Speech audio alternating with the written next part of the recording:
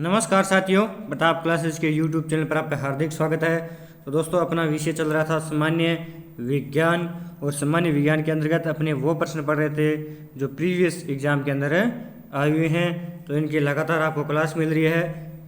आज अपने इस क्लास के अंदर चर्चा करेंगे रसायन विज्ञान का ये टॉपिक रहेगा, और रसायन विज्ञान का टॉपिक जिसमें तत्वों का जो आवर्त सारणी में वर्गीकरण होता है उनकी आज अपने चर्चा करेंगे।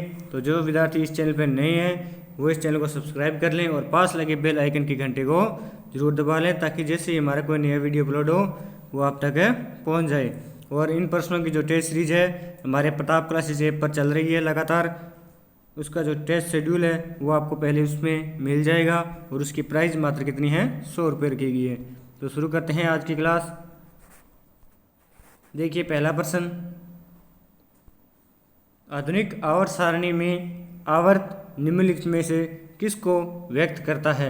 यानी जो आधुनिक आवर्त सारणी है उसमें जो आवर्त है वो किसको व्यक्त करते हैं, परमाणु संख्या को, परमाणु द्रव्यमान को, या मुख्य क्वांटम संख्या को, या दिंगसी क्वांटम संख्या को, या क्वांटम संख्या को। तो इनमें से जो आपका सी नंबर ऑप्शन है, मुख्य क्वांटम संख्या को। आधुनिक आवर्त सारणी में जो आवर्त है वो मुख्य क्वांटम संख्या को व्यक्त करते हैं। आगे देखिए, ये आवर्त सारणी आपको दिखाई गई है। इसमें ये आवर्त सारणी है, इसके अंदर ये वर्ग है, ये जो ऊर्ध्वाधर इस तरह की खड़ी जो स्थिति है ये ऊर्ध्वाधर स्थिति होती है। और जो आधुनिक आवर्त सारणी है उसके अंदर जो ऊर्ध्वाधर ये जो आपको डिब्बे दिखाई दे रहे हैं उनको बोला जाता है वर्ग। और इस तरह आड़ी रेखाएं यानी इनको क्षैतिज रेखाएं बोला जाता है, इनको बोला जाता है आवर्त। और ये आपको यहाँ दिए गए हैं, जो लाल पट्टी है ये जो सारे तत्व हैं वे क्षारीय धातु है, और ये जो क्षारीय भूमि है यानी उप क्षारीय धातु के अंतर्गत आते हैं ये। इसी तरह क्षार धातु, उप धातु, अधातु, ये जो सारी धातुएं वे अधातु के अंतर्गत आती है। और जो उत्कृष्ट गैस है ये इधर आपको उत्कृष्ट गैस है या निष्क्रिय गैस दिखाई गई है। नस श्रृंखला ये आपको दिखाई गई है यहाँ पे, सर्प श्रृंखला ये आपको यहाँ दिखाई गई है। अधातु आपको बता दी, ये जो नीली पट्टियाँ हैं ये सारी अधातु के अंतर्गत आती हैं। और संक्रमण तत्व ये जो आपको इस पट्टी के अंदर दिखाई दे रहे हैं ये क्या है, संक्रमण तत्व के अंतर्गत आते हैं। और जो इनके अंदर जो वर्ग है, वर्गों की संख्या कितनी है, 1 2 3 4 5 6, इस तरह ये जो कॉलम दिए हुए हैं 13 14 15 16 17 और 18 तक। तो एक आवर्त सारणी के अंदर वर्गों की संख्या कितनी होती है, तो ये होगी 18, और आवर्त की संख्या पूछे तो कितनी होगी, 7। एक आधुनिक आवर्त सारणी के अंदर आवर्तों की संख्या कितनी होती है, 7, और वर्गों की संख्या कितनी होती है, 18। देखिए 2 नंबर प्रश्न, जब आवर्त सारणी में ऊपर से नीचे की ओर आते हैं तो क्षार धातुओं का आकार कैसा होता है। यानी जब आवर्त सारणी है उसमें ऊपर से लेकर नीचे की ओर जब आते हैं तो जो क्षार धातुएं होती है उनमें क्या फर्क पड़ता है, उनका मान बढ़ता है, कम होता है, या कोई परिवर्तन नहीं होता है, या तो बढ़ता है या कम होता है। तो इनमें से जो आपका ए नंबर ऑप्शन है, बढ़ता है। जब भी हम आवर्त सारणी के अंदर ऊपर से नीचे की तरफ आएंगे तो जो क्षार धातु हैं उनका आकार है बढ़ता जाएगा।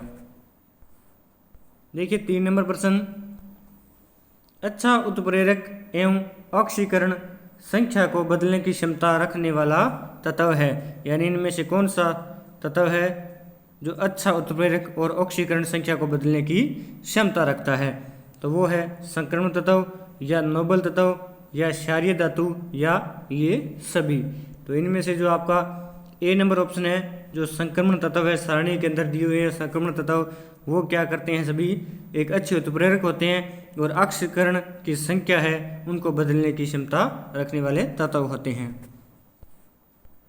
अब संक्रमण तत्व होते क्या हैं, देखिए वे तत्व जिनके 2 सबसे बाहरी कोश अपूर्ण होते हैं। यानी वे तत्व जिनके जो 2 सबसे बाहरी कोश है वो क्या होते हैं, अपूर्ण होते हैं। परमाणु संख्या 13, 21 से 30, और 39 से 48, 57 और 72 से 80, और 89, 104 से 112, वाले रासायनिक तत्व संक्रमण तत्व जिनको बोला जाता है ट्रांजिशन एलिमेंट्स। संक्रमण तत्व का दूसरा नाम क्या है? ट्रांजिशन एलिमेंट्स भी कहलाते हैं। क्योंकि ये सभी तत्व धातुएं हैं इसलिए इनको संक्रमण धातु भी कहा जाता है। यानी ये जो संक्रमण तत्व होते हैं ये वास्तव में क्या होते हैं? धातुएं होती है। देखिए 4 नंबर प्रश्न, निम्नलिखित में से किस तत्व में परमाणुओं की संख्या ज़्यादा है? जो निम्नलिखित आपको तत्व दिए हुए हैं इनमें से आपको बताना है कि परमाणुओं की संख्या ज़्यादा किस में होती है। तो ए नंबर ऑप्शन है oxygen, 2 number sulphur, 3 number nitrogen, 4 number chlorine. तो इनमें से जो आपका बी नंबर ऑप्शन है सल्फर, तो सल्फर में परमाणुओं की संख्या इनसे ज़्यादा होती है। अब सल्फर के बारे में पढ़ते हैं थोड़ा सा और। तो सल्फर, इसको गंधक भी बोला जाता है। तो सल्फर एक रासायनिक तत्व है जिसका प्रतीक क्या होता है? एस होता है। इसका तत्व क्या प्रतीक क्या होता है? एस होता है। और परमाणु क्रमांक है जो क्या होता है? 16 होता है। सल्फर का परमाणु क्रमांक कितना होता है? 16। यह प्रचुर बहुसंयोजी और अधात्विक है। सामान्य परिस्थितियों में सल्फर परमाणु एक रासायनिक सूत्र S8 के साथ सक्रिय अष्टकोणीय अणु बनाते हैं। मौलिक जो सल्फर है वो कमरे के तापमान पर एक चमकदार पीला क्रिस्टलीय ठोस होता है। यानी जो मौलिक सल्फर होता है वो कमरे के तापमान पर एक चमकीला पीला क्रिस्टलीय ठोस होता है। देखिए 5 नंबर प्रश्न, निम्नलिखित धातुओं में से कौन सी धातु तांबे की तुलना में अधिक अभिक्रियाशील है? यानी इनमें से आपको बताना है कौन सी धातु है जो तांबे की तुलना में अधिक अभिक्रियाशील है, यानी तांबे की अपेक्षा अधिक अभिक्रिया करती है। तो वो कौन सी है? प्लेटिनम, चांदी, सोना या लोहा। तो इनमें से जो आपका डी नंबर ऑप्शन है लोहा। तो लोहा वह धातु है जो तांबे की तुलना में अधिक अभिक्रियाशील है। तो लोहे के बारे में थोड़ा चर्चा कर लेते हैं। तो लोहा देखिए, लोहा आवर्त सारणी के 8वें समूह का पहला तत्व है। जो लोहा है वो आवर्त सारणी के 8वें समूह का पहला तत्व है। धरती के गर्भ में और बाहर मिलाकर यह सर्वाधिक प्राप्य तत्व है। धरती के गर्भ में यह चौथा सबसे अधिक पाया जाने वाला तत्व है। इसके 4 स्थायी समस्थानिक मिलते हैं जिनके द्रव्यमान संख्या 54, 56, 57 और 58 होती है। तो लोहे के बारे में आपको इतनी बात है याद रखनी है। तो लोहे को और क्या बोला जाता है? इसको फेरिस भी बोला जाता है। देखिए 6 नंबर प्रश्न, वह धातु जो कमरे के ताप पर द्रव अवस्था में प्राप्त होती है। यानी कौन सी धातु है जो कमरे के तापमान पर भी द्रव अवस्था में बनी रहती है? तो वो कौन सी है? मरकरी, स्केडियम, क्लोरीन या ब्रोमीन। तो इनमें से जो आपका ए नंबर ऑप्शन है ये बहुत बार प्रश्न पूछा जाता है, बहुत ही बार प्रश्न पूछा जाता है। तो वह धातु जो कमरे के ताप में द्रव अवस्था में रहती है तो वो क्या होती है? मरकरी। मरकरी यानी पारा। पारा वो धातु है जो कमरे के ताप पर भी द्रव अवस्था में बनी रहती है। मरकरी के बारे में थोड़ी चर्चा कर लेते हैं। मरकरी यानी पारा। पारा कमरे के तापमान पर तरल अवस्था में रहने वाला एकमात्र पदार्थ है। इसका उपयोग थर्मामीटर में इसलिए किया जाता है क्योंकि इसका जो प्रसार गुणांक है क्या होता है? उच्च होता है। यह ऊष्मा का सुचालक होता है, यानी इसके अंदर से ऊष्मा गुजर सकती है। और थर्मामीटर में इसका उपयोग क्यों किया जाता है? क्योंकि जो इसका जो प्रसार गुणांक है वो क्या होता है? उच्च होता है, इसलिए इसका उपयोग थर्मामीटर के अंदर भी किया जाता है। देखिए 7 नंबर प्रश्न, आधुनिक आवर्त नियम के प्रवर्तक कौन थे? जो आधुनिक आवर्त का जो नियम था वो किसने दिया था? मोजले ने, मेडलिफ ने, अवोगाद्रो ने या डोल्टन ने। तो इनमें से जो आपका ए नंबर ऑप्शन है मोजले। तो मोजले वो पहले व्यक्ति थे जिन्होंने आधुनिक आवर्त नियम का प्रवर्तक किया था। देखिए 8 नंबर प्रश्न, परमाणु क्रमांक 20 वाले तत्व को आवर्त सारणी के किस आवर्त में रखा जाएगा?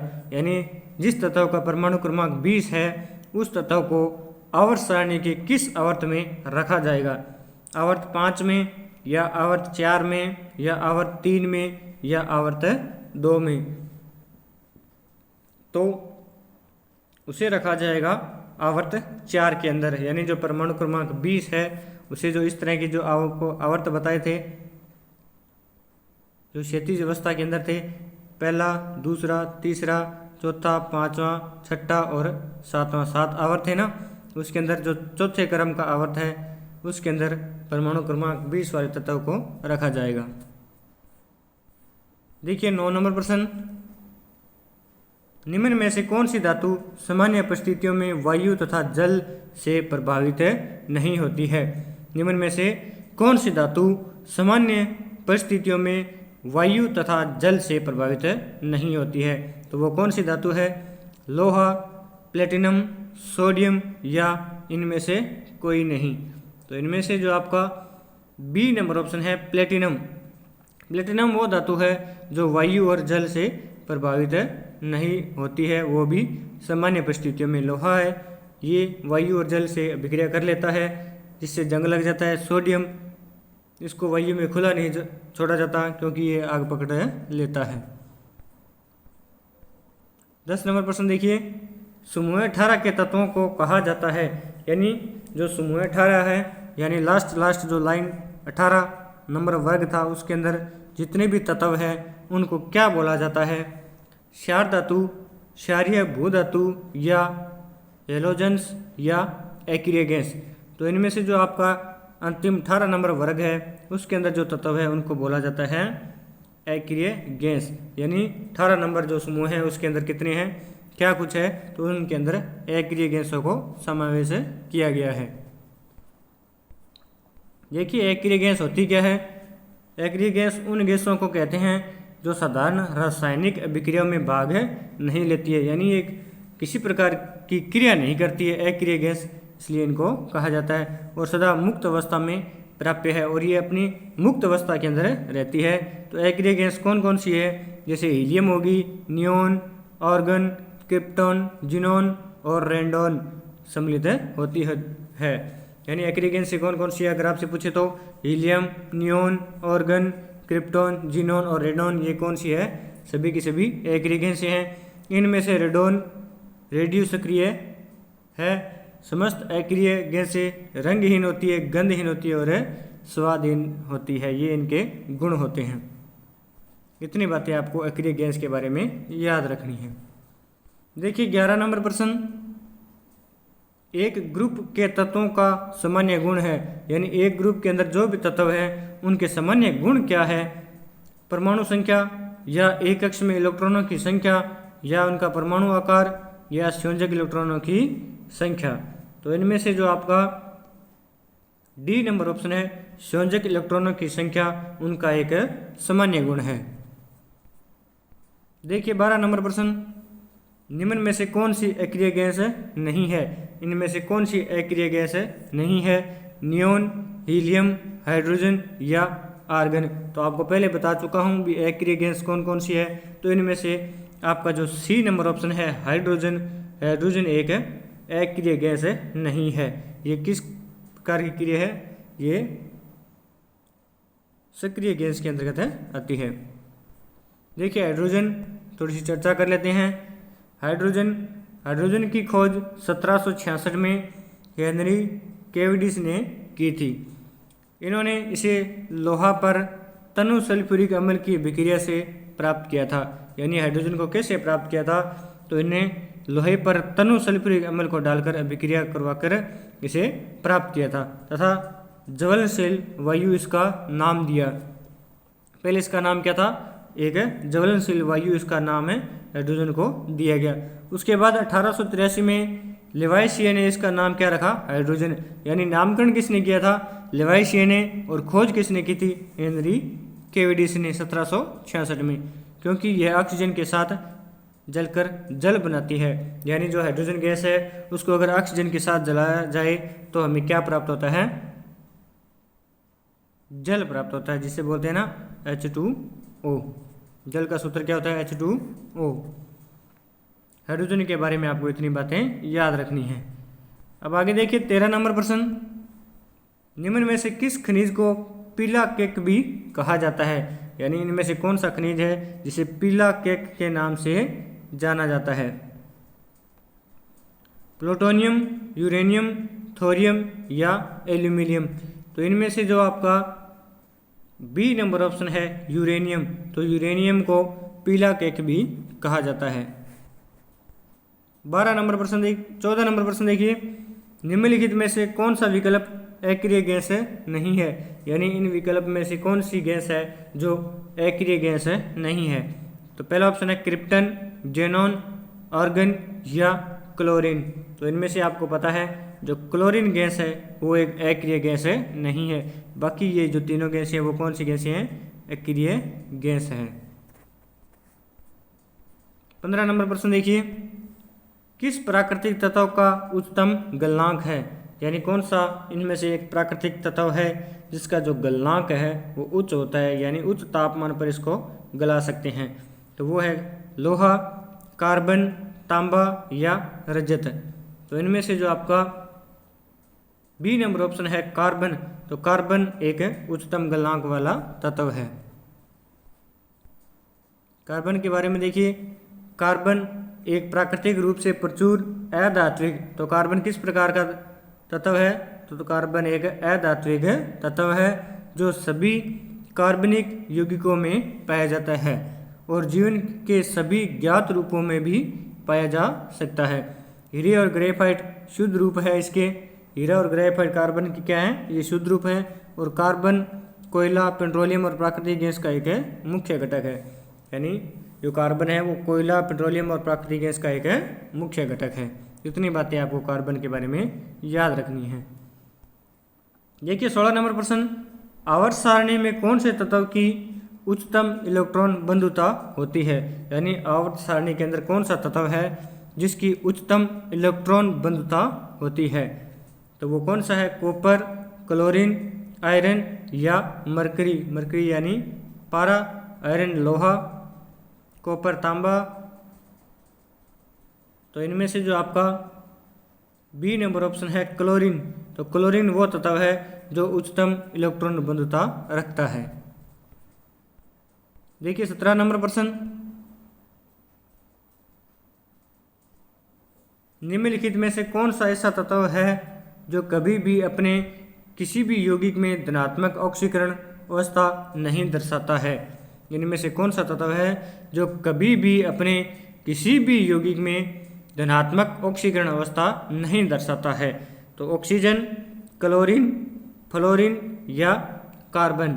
तो इनमें से जो आपका सी नंबर ऑप्शन है फ्लोरीन, तो फ्लोरीन वो तत्व है जो कभी भी अपने किसी भी यौगिक में धनात्मक ऑक्सीकरण अवस्था नहीं दर्शाता है। देखिए 18 नंबर प्रश्न आगे, प्रतिशतता के आधार पर वायुमंडल में सर्वाधिक पाए जाने वाली गैस है कौन सी है। अगर प्रतिशत के अनुसार देखें तो वायुमंडल में सर्वाधिक पाई जाने वाली गैस कौन सी है, नाइट्रोजन, कार्बन डाइऑक्साइड, हाइड्रोजन या ऑक्सीजन। तो इनमें से जो आपका ए नंबर ऑप्शन है नाइट्रोजन। नाइट्रोजन वायुमंडल के अंदर सर्वाधिक पाई जाती है। तो वो कितनी पाई जाती है, 78.08% ये पाई जाती है। उसके बाद किसका नाम आता है, उसके बाद ऑक्सीजन, और ऑक्सीजन के बाद उसके बाद आता है आर्गन, आर्गन के बाद नाम आता है कार्बन डाइऑक्साइड का। देखिए पृथ्वी के वायुमंडल में गैसों के संघटन इस प्रकार दिए हुए हैं। नाइट्रोजन की मात्रा कितनी होती है, 78.08%, और ऑक्सीजन उसके बाद 2 नंबर पर कितनी पाई जाती है, वो पाई जाती है 20.95%, इसे 21% भी बोला जाता है। आर्गन 0.93%, और जो कार्बन डाइऑक्साइड है वो पाई जाती है 0.036%। ये वायुमंडल में गैसों का संघटन है।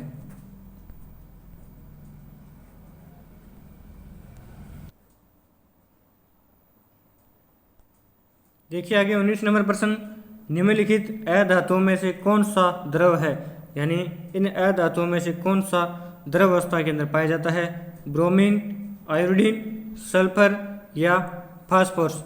तो इनमें से इन सभी अधातुओं में से आपका जो ब्रोमीन है, ब्रोमीन एक द्रव अवस्था है।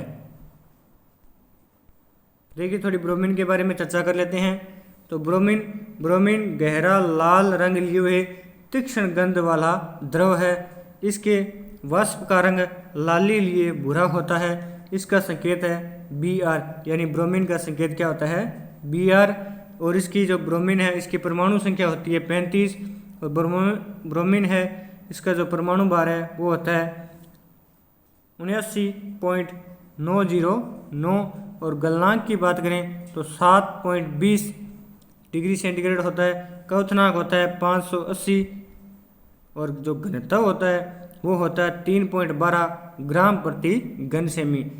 ब्रोमीन का घनत्व कितना होता है 3.12 ग्राम प्रति घन सेमी और परमाणु व्यास इसका होता है 2.26 एंगस्ट्रॉम और जो आयनीकरण विभव होता है वो होता है 11.84 इलेक्ट्रॉन प्रति इलेक्ट्रॉन वोल्ट होता है।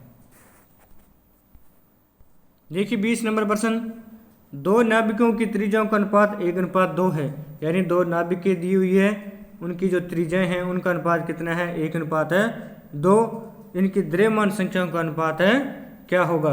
अगर दो नाभिकों की त्रिज्या का अनुपात 1:2 है तो उनका जो द्रव्यमान है तो द्रव्यमान की संख्याओं का अनुपात है क्या होगा 1:8, 1:4, 1:6 या 1:12। तो इनमें से जो आपका ए नंबर ऑप्शन है 1:8, यानी दो नाभिकों की अगर त्रिज्याओं का अनुपात 1:2 है तो उनके द्रव्यमान संख्या का अनुपात हो जाएगा 1:8। 21 नंबर प्रश्न देखिए, निम्नलिखित में से किस तत्व की परमाणुकता 1 होती है। निम्नलिखित में से किस तत्व की परमाणुकता 1 होती है, गंधक, ऑक्सीजन, क्लोरीन या आर्गन। तो इनमें से जो आपका डी नंबर ऑप्शन है आर्गन। तो आर्गन तत्व की परमाणुकता क्या होती है 1 होती है। 22 नंबर प्रश्न देखिए, निम्न में से कौन सा न्यूनतम अभिक्रियाशील है। इनमें से कौन सा तत्व है जो कम अभिक्रियाशील होता है, आयरन, कॉपर, सिल्वर या गोल्ड। गोल्ड यानी सोना। तो इनमें से जो आपका गोल्ड यानी सोना है वो कम अभिक्रियाशील है। 23 नंबर प्रश्न देखिए, निम्न में से किस पदार्थ के अणुओं में एक ही प्रकार के परमाणु रहते हैं। निम्न में से किस पदार्थ के अणुओं में एक ही प्रकार के परमाणु रहते हैं, ऑक्सीजन, जल या कार्बन डाइऑक्साइड या सल्फर डाइऑक्साइड। तो इनमें से जो आपका ए नंबर ऑप्शन है ऑक्सीजन। तो ऑक्सीजन के अंदर अणु में एक ही प्रकार के परमाणु रहते हैं। 24 नंबर प्रश्न देखिए, निम्नलिखित में से कौन सी धातु वायु में रखने पर जल उठती है। यानी इनमें से कौन सी धातु है जिसे अगर वायु में रखा जाए तो वह जलने लग जाएगी। तो सोडियम, मैग्नीशियम, जस्ता या एल्यूमिनियम। तो इनमें से जो आपका ए नंबर ऑप्शन है सोडियम। तो सोडियम को अगर वायु में रखा जाएगा तो वो जलने लग जाएगी। सोडियम के बारे में थोड़ी सी चर्चा कर लेते हैं क्या होता है। सोडियम यानी लवणक, यह एक रासायनिक तत्व है। यह आवर्त सारणी के प्रथम मुख्य समूह का दूसरा तत्व है। इस समूह में धातुकण विद्यमान है। इसके एक स्थिर समस्थानिक और 4 रेडियो सक्रिय समस्थानिक ज्ञात है। तो सोडियम परमाणु पर कुल आवेश कितना होता है 23 होता है। सोडियम परमाणु पर आवेश कुल कितना होता है वो होता है 23 होता है।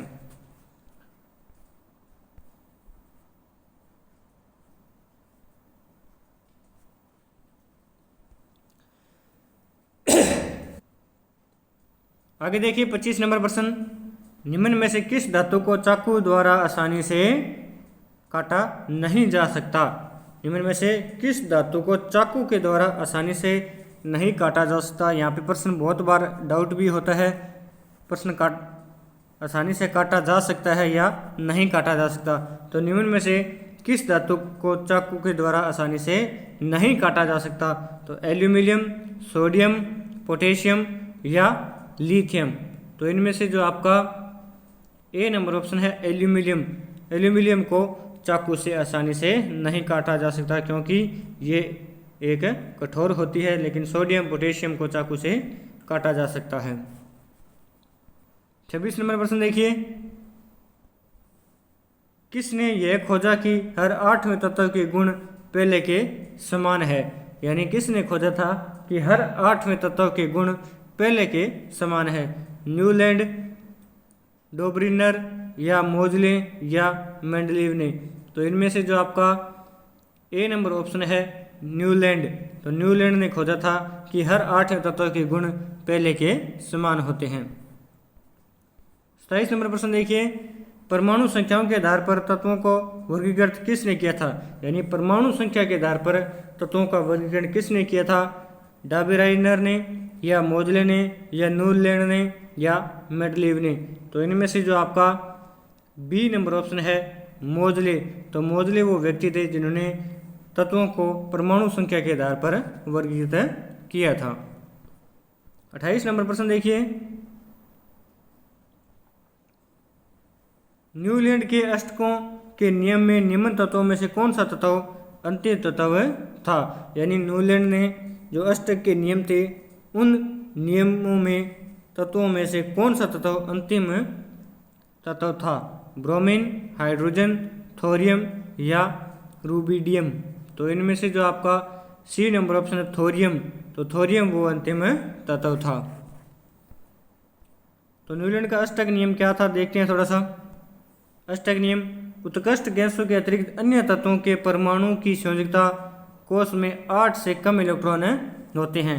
यह तत्व संयोजकता इलेक्ट्रॉनों का पुनर्वितरण करके अपने 8 इलेक्ट्रॉन पूरा करके निकट उत्कृष्ट गैस जैसे स्थायी विन्यास प्राप्त करने का प्रयास करते हैं।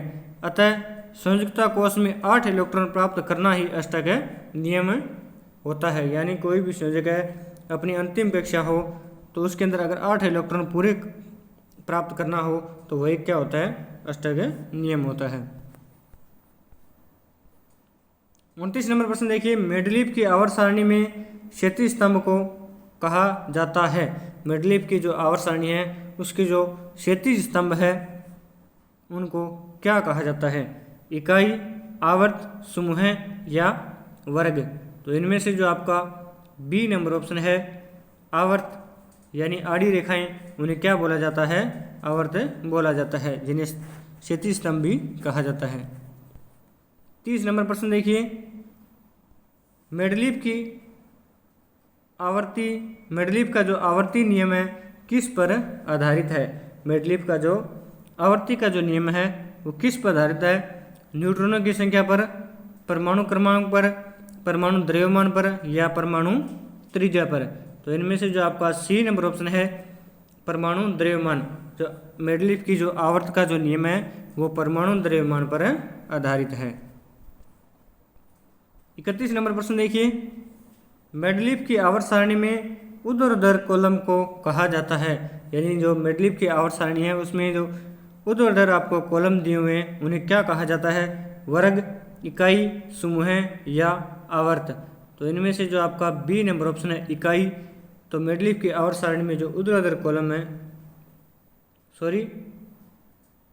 उन्हें समूह कहा जाता है। यानी मेंडलीव की जो आवर्त सारणी है उन्हें इकाई नहीं कहा जाता, उन्हें क्या कहा जाता है? समूह कहा जाता है। देखिए 32 नंबर प्रश्न, आवर्त सारणी में न्यूनतम प्रतिक्रियाशील तत्व है? आवर्त सारणी में न्यूनतम प्रतिक्रियाशील तत्व कौन से होते हैं? संक्रमण धातु तत्व या जो क्षारीय भू धातु तत्व या उत्कृष्ट गैस या क्षारीय धातु। तो इनमें से जो आपका सी नंबर ऑप्शन है उत्कृष्ट गैस। उत्कृष्ट गैस वो है जो न्यूनतम प्रतिक्रियाशील तत्व होते हैं। उत्कृष्ट गैस होती क्या है? उत्कृष्ट gas helium, neon, argon, krypton, xenon और रेडॉन आवर्त सारणी के शून्य वर्ग के तत्व हैं। यानी ये सारी क्या है? अक्रिय गैस के अंतर्गत आती है। इसके जो परमाणु क्रमांक क्रमशः क्या होते हैं? 2, 10, 18, 36, 54 और 86 हैं। शून्य वर्ग के तत्व रासायनिक दृष्टि से निष्क्रिय होते हैं, इस कारण इन तत्वों को अक्रिय गैस या उत्कृष्ट गैस भी कहा जाता है। देखिए 33 नंबर प्रश्न, संक्रमण तत्व क्या होते हैं? संक्रमण तत्व क्या होते हैं? तो संक्रमण तत्व वह तत्व जिनके 2 सबसे बाहरी सेल अधूरे होते हैं उन्हें क्या बोला जाता है? संक्रमण तत्व कहा जाता है। वह तत्व जिनके दो सबसे बाहरी सेल अधूरे होते हो, उन्हें क्या कहा जाता है? संक्रमण तत्व कहा जाता है।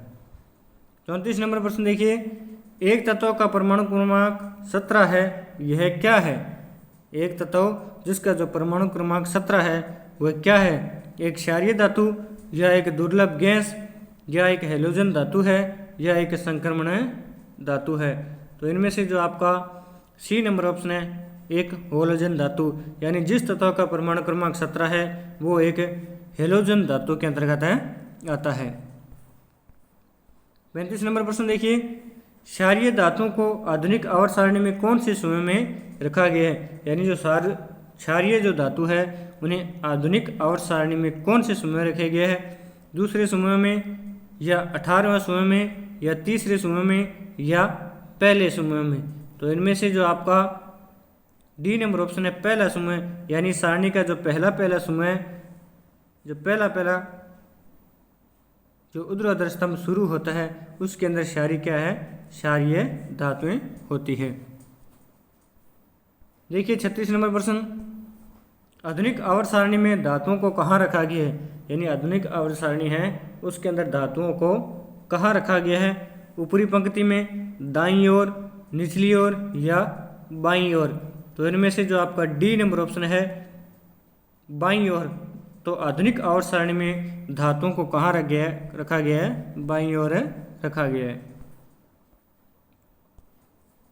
आधुनिक आवर्ती तालिका में कितने समूह और कितने आवर्त मौजूद होते हैं? यानी जो आधुनिक आवर्त सारणी है उसके अंदर कितने समूह होते हैं और कितने आवर्त होते हैं, ये आपको बताना है।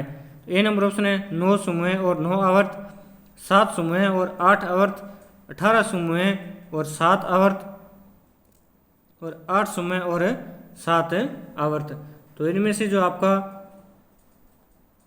सी नंबर ऑप्शन है 18 समूह और 7 आवर्त, ये आपका सही आंसर होगा। यानी जो ऊर्ध्वाधर जो स्तंभ है उनकी संख्या कितनी है? 18। और इसी तरह आपको आवर्त बताए थे क्षैतिज अवस्था के अंदर, वो कितने थे? 7 थे। तो 18 समूह और कितने हो गए? 7 आवर्त एक आधुनिक सारणी के अंदर होते हैं। देखिए 38 नंबर प्रश्न, तत्वों का दूसरा समूह क्या कहलाता है? यानी तत्वों का जो दूसरा समूह है वो क्या कहलाता है? पहला तत्व क्या कहलाता है? पहला तत्व कहलाता है क्षार धातुएं, और दूसरा तत्व क्या कहलाएगा? हैलोजन, क्षारीय धातु, या क्षारीय मृदा धातु, या निष्क्रिय गैस? तो इनमें से जो आपका सी नंबर ऑप्शन है क्षारीय मृदा धातु, ये आपका 2 नंबर समूह कहलाता है। क्षारीय धातु कौन सा होता है? ये 1 नंबर समूह होता है, और जो निष्क्रिय गैस है वो अंतिम समूह के अंदर इनको रखा गया, यानी 18 नंबर समूह के अंदर अग्रिय गैस को या उत्कृष्ट जो गैस है उन्हें रखा गया है। देखिए 39 नंबर प्रश्न, आधुनिक आवर्त सारणी में मौजूद ऊर्ध्वाधर स्तंभों को कहा जाता है? आधुनिक जो आवर्त सारणी है उसके अंदर मौजूद जो ऊर्ध्वाधर स्तंभ है, यानी इस तरह खड़े हुए, उनको क्या कहा जाता है? ब्लॉक, आवर्त, समूह या स्तंभ? तो अपने बहुत बार पढ़ चुके हैं, तो उन्हें बोला जाता है समूह। और समूहों की संख्या कितनी होती है? 18। और आवर्त पूछे तो आवर्त कितने होते हैं? 7। 40 नंबर प्रश्न देखिए, आधुनिक आवर्त सारणी में किन 2 आवर्त में प्रत्येक में 8 तत्व होते हैं? आधुनिक आवर्त सारणी में किन 2 आवर्तों में प्रत्येक में 8 तत्व होते हैं? 4 और 5, 1 और 2, 3 और 4, 2 और 3? तो इनमें से जो आपका डी नंबर ऑप्शन है, 2 और जो 3 नंबर है उनके अंदर प्रत्येक में 8 तत्व होते हैं। ये जब आप इस तरह की सारणी जो ध्यानपूर्वक देखोगे तब आपको पता चलेगा भी कौन से तत्व में 8 तत्व आ रहे हैं या किस में ज़्यादा तत्व आ रहे हैं। 41 नंबर प्रश्न देखिए, किस तत्व का परमाणु क्रमांक 3 है? यानी किस तत्व का जो परमाणु क्रमांक है वो होता है 3 होता है? बोरोन, लिथियम, बेरिलियम, या सोडियम?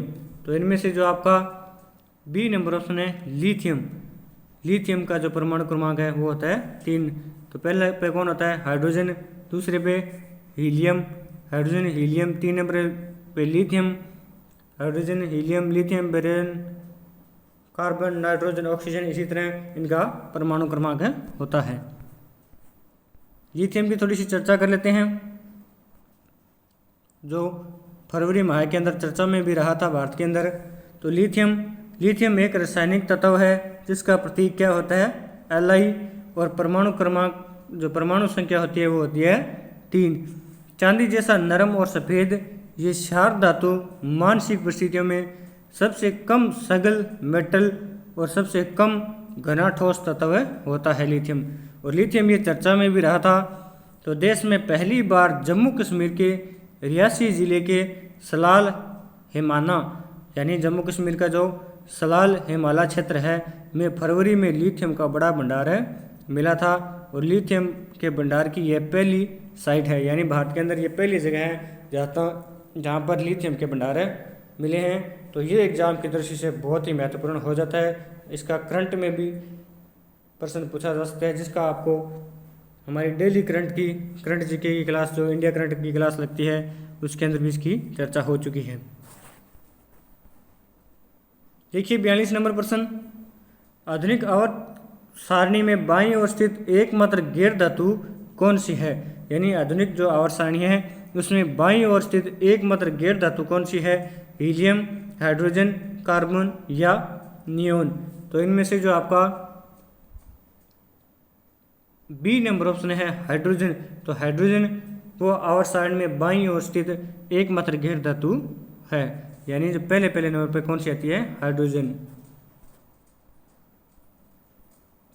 43 नंबर प्रश्न देखिए, उस निष्क्रिय गैस का नाम क्या है जिसे आधुनिक आवर्त सारणी में पहले आवर्त में रखा गया है। यानी पहले आवर्त के अंदर किसे रखा गया है और वो एक निष्क्रिय गैस है, नियोन, हाइड्रोजन, क्रिप्टॉन या हीलियम। तो इनमें से जो आपका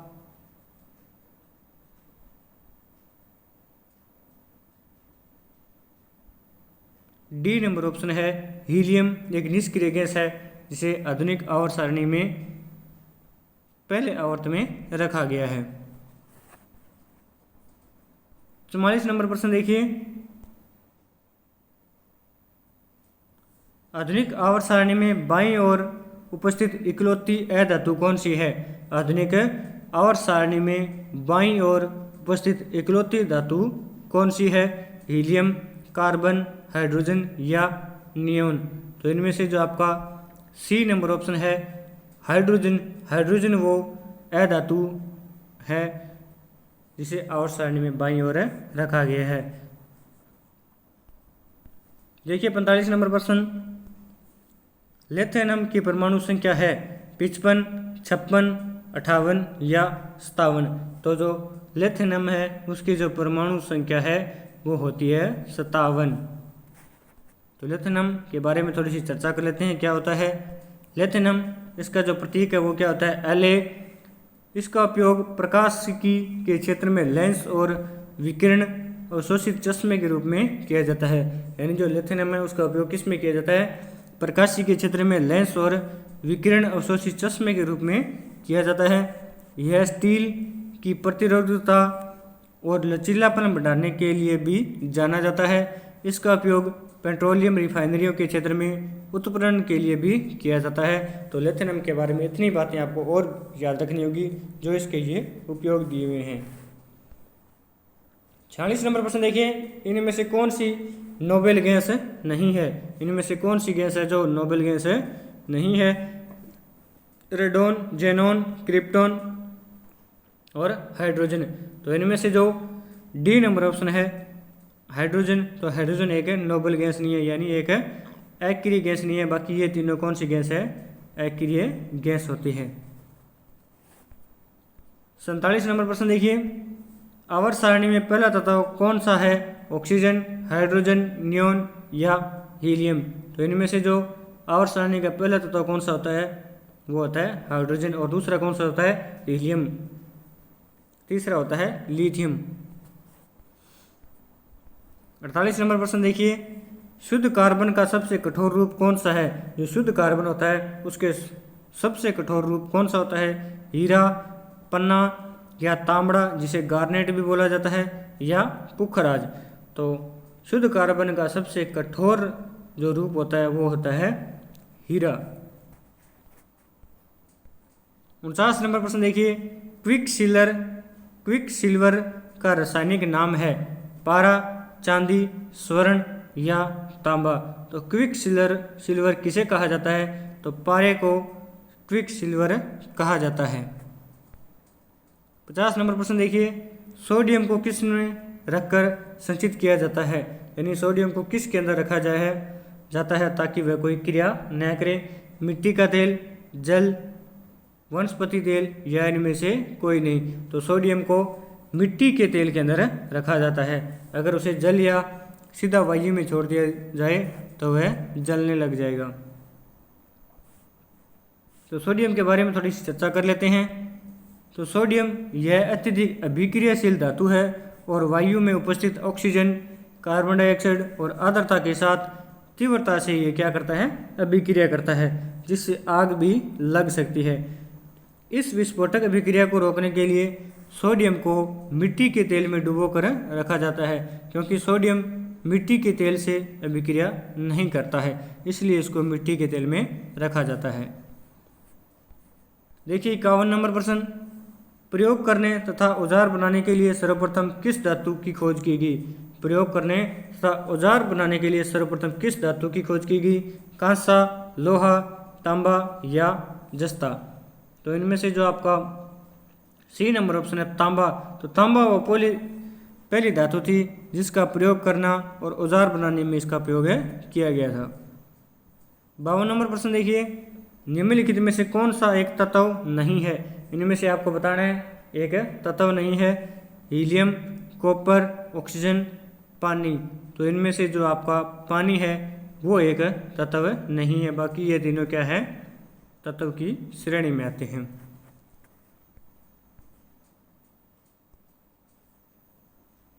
53 नंबर प्रश्न देखिए, मानव निर्मित तत्व की पहचान कीजिए।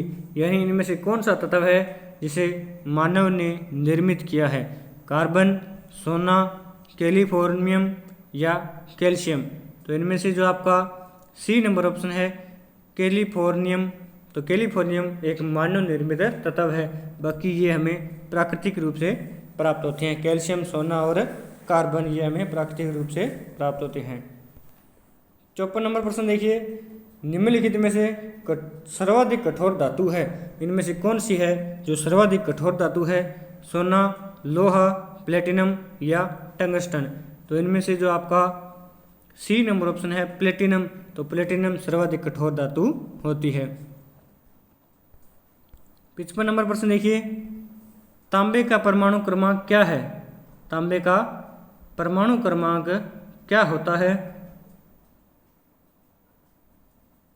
28, 25, 23 या 29।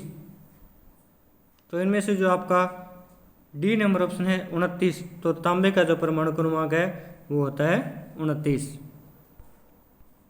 56 नंबर प्रश्न देखिए, फास्फोरस को पानी में क्यों रखा जाता है?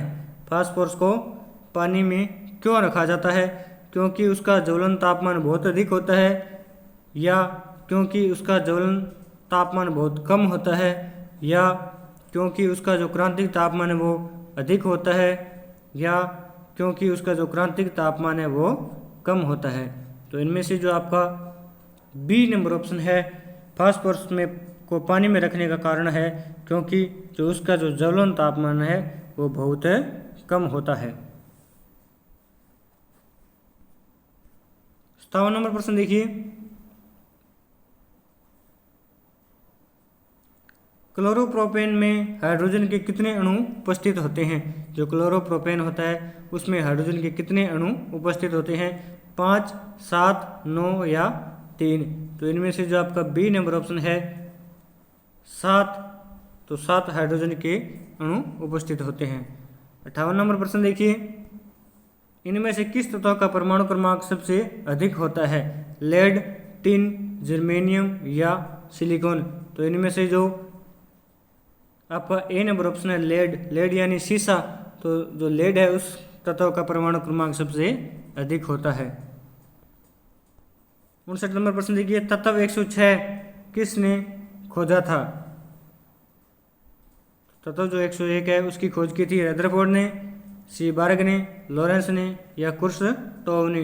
तो इनमें से जो आपका बी नंबर ऑप्शन है सी बोर्ग, तो सी बोर्ग ने तत्व 106 की खोज की थी। 60 नंबर प्रश्न देखिए, निम्नलिखित धातु युग्मों में से किस एक में क्रमशः सबसे हल्की धातु और सबसे भारी धातु होती है। तो आपको बताना है इनमें से सबसे हल्की धातु कौन सी है और सबसे भारी धातु कौन सी है। तो आपका जो बी नंबर ऑप्शन है, सबसे हल्की धातु होती है लिथियम और सबसे भारी धातु होती है ओस्मियम। बी नंबर ऑप्शन इसका सही रहेगा। 61 नंबर प्रश्न देखिए, कैंसर के उपचार के लिए उत्कृष्ट गैस कौन सी है, यानी इनमें से कौन सी अक्रिय गैस या उत्कृष्ट गैस है जिसका उपयोग कैंसर के उपचार में किया जाता है। हीलियम, क्रिप्टॉन, आर्गन या रेंडोन। तो इनमें से जो आपकी रेंडोन एक जो अक्रिय गैस है उसका जो उपयोग है वो कैंसर के उपचार में किया जाता है। 62 नंबर प्रश्न देखिए, तरल अवस्था में पाई जाने वाली अधातु है ब्रोमीन, नाइट्रोजन, फ्लोरीन या क्लोरीन। तो इनमें से जो एक अधातु कौन सी है जो तरल अवस्था के अंदर पाई जाती है। तो इनमें से जो ब्रोमीन है वो एक अधातु है जो तरल अवस्था में पाई जाती है, तरल या द्रव अवस्था में पाई जाती है। 63 नंबर प्रश्न देखिए, नाइट्रोजन की आयनीकरण ऊर्जा ऑक्सीजन की आयनीकरण ऊर्जा से अधिक है क्योंकि नाइट्रोजन में उच्च आबंध वियोजन ऊर्जा होती है, या लघु परमाणु त्रिज्या, या स्थिर आधा भरा हुआ 2p उपस्तर, या उच्च नाभिकीय आवेश। तो इनमें से जो आपका ए नंबर ऑप्शन है उच्च आबंध वियोजन ऊर्जा। इसके कारण जो नाइट्रोजन की आयनीकरण ऊर्जा ऑक्सीजन की आयनीकरण ऊर्जा से अधिक होती है। 64 नंबर प्रश्न देखिए, निम्नलिखित में से कौन सी गैस यदि वातावरण में हो तो अपनी गंध के कारण पहचानी जाती है, यानी कौन सी गैस इनमें से जो वातावरण में फैल जाने के कारण या वातावरण में होने के कारण अपनी गंध के कारण पहचानी जा सकती है। इथेन, सल्फर डाइऑक्साइड, हाइड्रोजन या कार्बन मोनोऑक्साइड। तो इनमें से जो आपका बी नंबर ऑप्शन है सल्फर डाइऑक्साइड वो गैस है जो वातावरण में अपनी गंध के कारण पहचानी जाती है। तो आज के ये प्रश्न इतने ही थे। तत्वों की आवर्त सारणी के अंदर इतने ही लगभग प्रश्न पूछे गए थे। ये क्लास आपको कैसी लगी? अगर अच्छी लगी तो इसे लाइक करना, शेयर करना और कमेंट करके ज़रूर बताना। और जो भी विद्यार्थी इस चैनल पर नए हैं वो इस चैनल को सब्सक्राइब कर लें और पास लगे बेल आइकन की घंटी को जरूर दबा लें, जैसे ही हमारा कोई नया वीडियो अपलोड हो वो आप तक पहुंच जाए। तो धन्यवाद दोस्तों। जय हिंद, जय भारत, जय राजस्थान।